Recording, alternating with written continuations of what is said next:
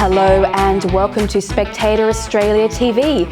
I'm your host, online editor Alexandra Marshall, and today we are joined by the authors of the magazine's top trending pieces. First up, we have Spectator Australia writer and fellow ADH host Professor David Flint, whose show Save the Nation you can watch right here on Tuesday and Thursday at 9 p.m. David, welcome to the show. Well, thank you very much. I'm delighted to be here.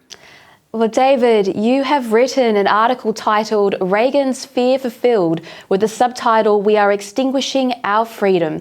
In it, you pointed out that the US President Reagan's great fear was that freedom is never more than one generation away from extinction. To which you add, and I quote, "Its enemy is a fifth column of elites whose doctrinal tentacles stretch throughout the West, infiltrating institution after institution," end quote.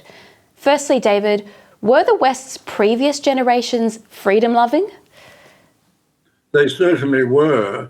We did, of course, have a fifth column, but they were always a minority.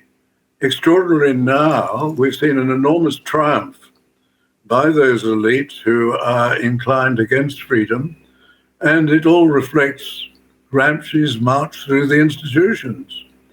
And let's call them the communists, because that's what they are. They are left-wing communists, as Lenin said, an infantile disorder, highly encouraged by those who are in power, who would never tolerate the sort of things they get up to.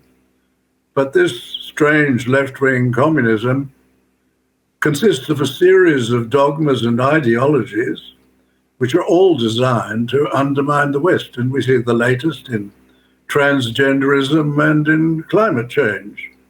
These are things which are laughed at, obviously, in Beijing, but they are dogmas which are being received widely in the West, and they are undermining the West. And in that march through the institutions, it's very clear that the one they particularly aimed at, and the one they've been probably more successful than most, has been education. And education has been replaced by indoctrination, the result being, for example, in Australia, that we've had a terrible decline in standards. Little wonder, because the essences of education, the things that we would expect, literacy and numeracy and a history of the civilization, those are not being taught properly. Instead, what is being taught is indoctrination.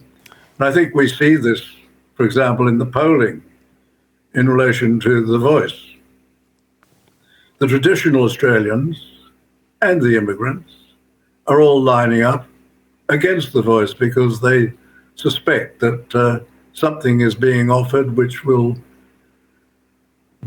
make differences, give different rights according to race, and in addition, it will make government of this country very difficult indeed, particularly for a reform government. That's what the older generation, that's what the immigrants are being suspicious of.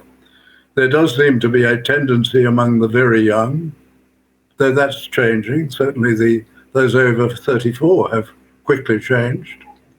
And what we're seeing with the young people is a surprising majority in favor of something which is so vague, few can understand what it will do. And anybody who knows anything about Aboriginal affairs knows that this will be the last thing to have any good effect on the gap. In fact, it will only make it worse.